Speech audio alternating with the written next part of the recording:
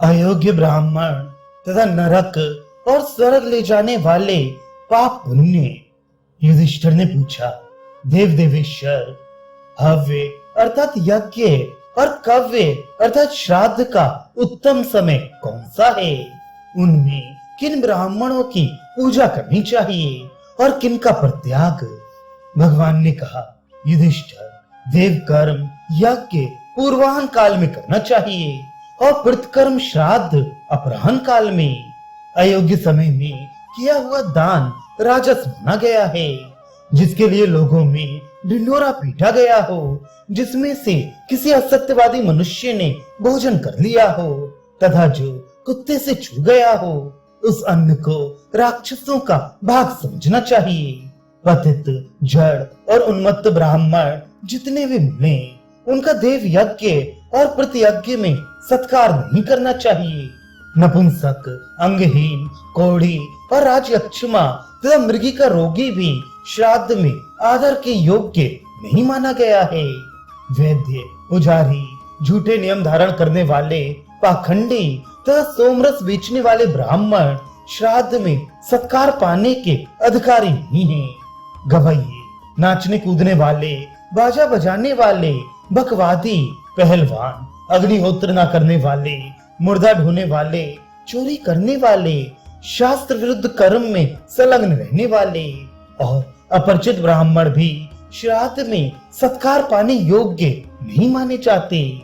जो किसी समुदाय के पुत्र हों, अर्थात जिनके पिता का निश्चित पता ना हो तथा जो पुत्र का धर्म के अनुसार नाना के घर में रहते हों, वे ब्राह्मण भी श्राद्ध के अधिकारी नहीं हैं। युद्ध में लड़ने वाला, रोजगार करने वाला तथा पशु पक्षियों की बिक्री से जीविका चलाने वाला ब्राह्मण भी श्राद्ध में सत्कार पाने का अधिकारी नहीं है। परंतु जो ब्राह्मण व्रत का आचरण करने वाले, गुणवान, सदा स्वाध्यायशील, गायत्री मंत्र के ज्ञाता और क्रियानिष्ठ हों, वे श्राद्ध में सत्कार के योग्य माने गए हैं। श्राद्ध का सबसे उत्तम काल है सुपात्र ब्राह्मण का मिलना। जिस समय भी ब्राह्मण दही, घी, कुशा, फूल और उत्तम क्षेत्र प्राप्त हो जाए, उसी समय श्राद्ध का दान आरंभ कर देना चाहिए। जो ब्राह्मण सदाचारी, थोड़ी सी आजीविका पर गुजारा करने वाले, दुर्बल, तपस्वी और भिक्षा से निर्वाह करने वाले हों, वे यदि याचक होकर कुछ मांगने आए तो उन्हें दिए हुए दान का महान फल होता है। युधिष्ठिर, इन सब बातों को पूर्ण रूप से जानकर धनहीन और उपकार न करने वाले वेदवेत्ता ब्राह्मण को दान करो।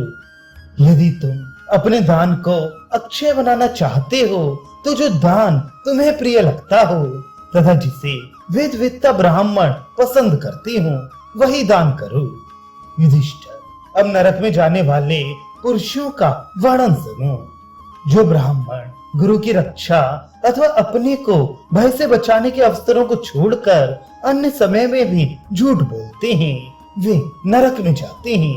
जो पराई स्त्री का अपहरण करते, पर स्त्री के साथ व्यभिचार करते और दूसरों की स्त्रियों को दूसरे पुरुषों से मिलाया करते हैं, वे भी नरक में पड़ते हैं। चुगलखोर, घर में सेंध खोदने वाले अथवा सुलह की शर्त तोड़ने वाले, पराई धन से जीविका चलाने वाले, वर्ण और आश्रम से विरुद्ध आचरण करने वाले, पाखंडी, पापाचारी, वेद बेचने वाले, वेदों की निंदा करने वाले, वेदों के लिखने वाले तथा रस, विष और दूध की बिक्री करने वाले मनुष्य भी नरकगामी होते हैं।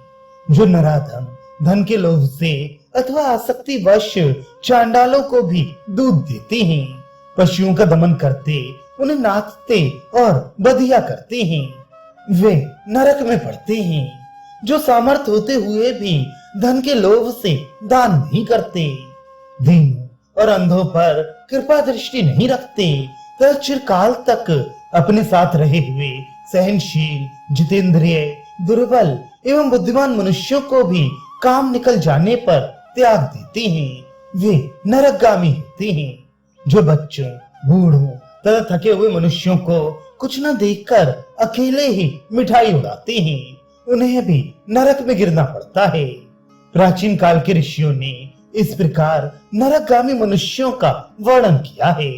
अब स्वर्ग में जाने वालों का वर्णन सुनो, जो दान, तपस्या, सत्य भाषण और इंद्रिय संयम के द्वारा निरंतर धर्माचरण में लगे रहते हैं, जो उपाध्याय की सेवा करके उनसे वेद पढ़ते तथा प्रतिग्रह में आसक्ति नहीं रखते, वे मनुष्य स्वर्गगामी होते हैं। जो मधु, मांस, मदिरा से निवृत्त होकर उत्तम व्रत का पालन करते, पर स्त्री के संसर्ग से बचे रहते, माता पिता की सेवा करते, भाइयों के प्रति स्नेह रखते, भोजन के समय घर से बाहर निकलकर अतिथि सेवा करते, अतिथियों से प्रेम रखते और उनके लिए कभी अपना दरवाजा बंद नहीं करते, वे स्वर्गगामी होते हैं। जो दरिद्र मनुष्यों की कन्याओं का धनियों से ब्याह करा देते अथवा स्वयं धनी होते हुए भी दरिद्र की कन्या से ब्याह करते हैं, तो जो श्रद्धा पूर्वक रस, बीज और औषधियों का दान करते हैं, वे स्वर्गगामी होते हैं। जो मार्ग में जिज्ञासा करने वाले पथिकों को अच्छे बुरे, सुखदायक और दुखदायक मार्ग का ठीक ठीक परिचय दे देते हैं, तथा जो अमावस्या, पूर्णिमा, चतुर्दशी, अष्टमी इन तिथियों में दोनों संध्याओं के समय, आद्रा नक्षत्र में, जन्म नक्षत्र में, विषुव योग में और श्रवण नक्षत्र में स्त्री समागम से बचे रहते हैं, वे मनुष्य भी स्वर्ग में जाते हैं। राज, इस प्रकार हव्य कव्य के विधान का समय बताया गया और स्वर्ग तथा नरक में ले जाने वाले धर्म अधर्मों का वर्णन किया गया। अब और क्या सुनना चाहते हो? युधिष्ठिर ने पूछा। भगवान, मनुष्य ब्राह्मण की हिंसा किए बिना ही ब्रह्म हत्या के पाप से कैसे लिप्त हो जाता है, इस विषय को ठीक ठीक बताने की कृपा कीजिए। भगवान ने कहा, राजन, जो जीविका रहित ब्राह्मण को स्वयं ही भिक्षा देने के लिए बुलाकर पीछे इनकार कर जाता है, उसे ब्रह्म हत्यारा कहते हैं। जो दुष्ट बुद्धि वाला पुरुष वेदवेत्ता ब्राह्मण की जीविका छीन लेता है, वह भी ब्रह्मघाती ही है। जो क्रोध में भरकर किसी आश्रम, घर, गांव अथवा नगर में आग लगा देता है, प्यास से तड़पती हुई गौओं को पानी के निकट पहुंचने में बाधा डालता है, तथा वैदिक श्रुतियों और ऋषि प्रणीत शास्त्रों पर बिना समझे बूझे दोषारोपण करता है, वह भी ब्रह्म हत्या के पाप का भागी होता है। जो अंधे, पंगु और गूंगे मनुष्य का सर्वस्व हरण कर लेता है, जो मूर्खतावश गुरु को तू कहकर पुकारता, हुंकार के द्वारा उनका तिरस्कार करता तथा उनकी आज्ञा का उल्लंघन करके मनमाना बर्ताव करता है, उसे भी ब्रह्मघाती ही कहते हैं। जो मनुष्य क्रोध या द्वेष के कारण अथवा कटु वचन या फटकार सुनकर ऋतुकाल में स्त्री के पास नहीं जाता, तथा जो दरिद्र मनुष्य का सर्वस्व छीन लेता है, वह भी ब्राह्मण की हत्या करने वाला ही माना गया है। युधिष्ठिर ने कहा, भगवान, जो दान सब दानों से श्रेष्ठ माना गया हो, उसको बतलाइए। तथा जिन ब्राह्मणों का अन्न खाने योग्य ना हो, उनका परिचय दीजिए। भगवान ने कहा, राजन, ब्रह्मा आदि सभी देवता अन्न की ही प्रशंसा करते हैं, अतः अन्न के समान दान ना कोई हुआ है ना होगा, क्योंकि अन्न ही इस जगत में बल देने वाला है, तथा अन्न के ही आधार पर प्राण टिके रहते हैं। अब मैं उन लोगों का परिचय दे रहा हूँ जिनका अन्न ग्रहण करने योग्य नहीं माना गया है। ध्यान देकर सुनो।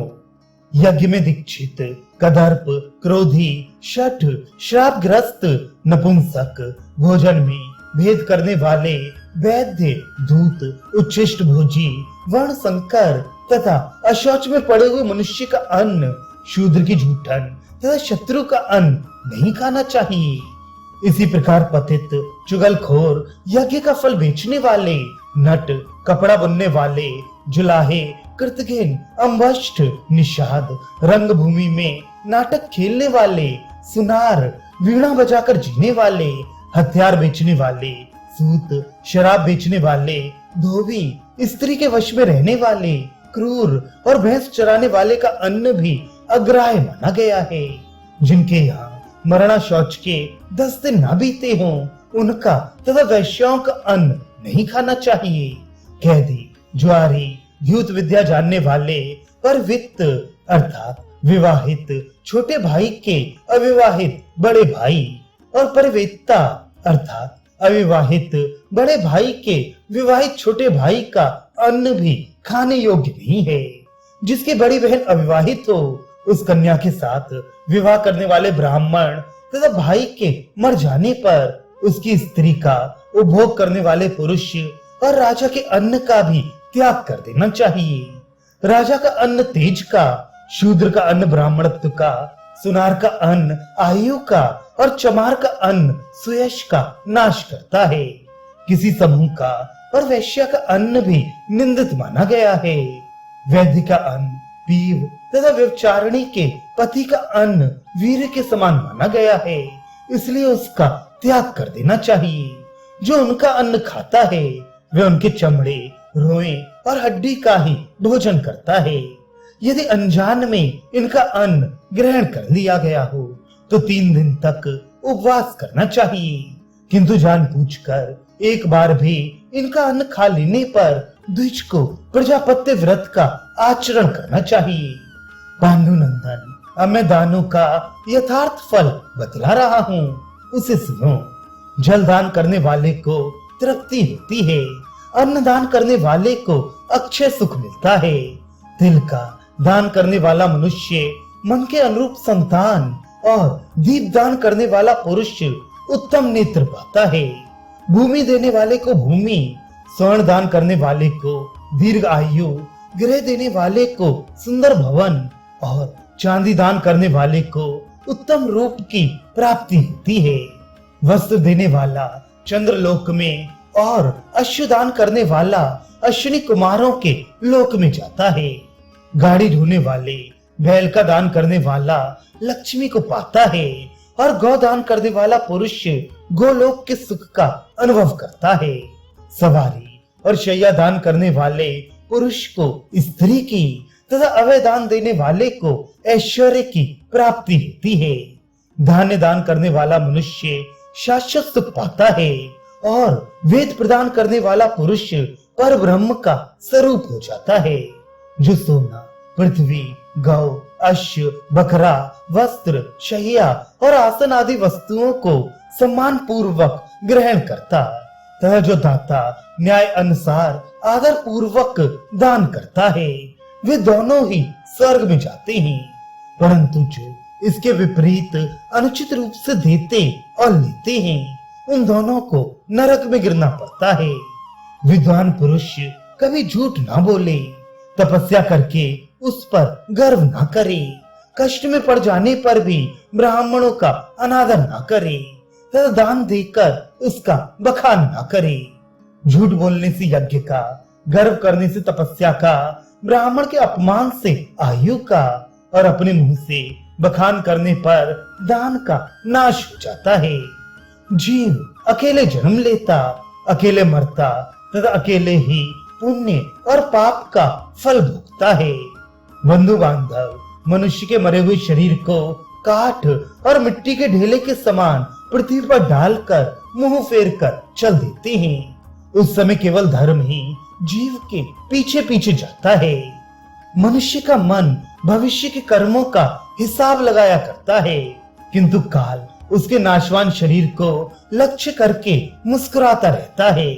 इसलिए धर्म को ही सहायक मानकर सदा उसी के संग्रह में लगे रहना चाहिए, क्योंकि धर्म की सहायता से मनुष्य दुस्तर नरक के पार हो जाता है। जिन्होंने अधिक जल से भरे हुए अनेकों सरोवर, धर्मशालाएं, कुएं और सुंदर पौंसले बनवाए हैं तथा जो सदा अन्न का दान करते हैं और मीठी वाणी बोलते हैं, उन पर यमराज का जोर नहीं चलता।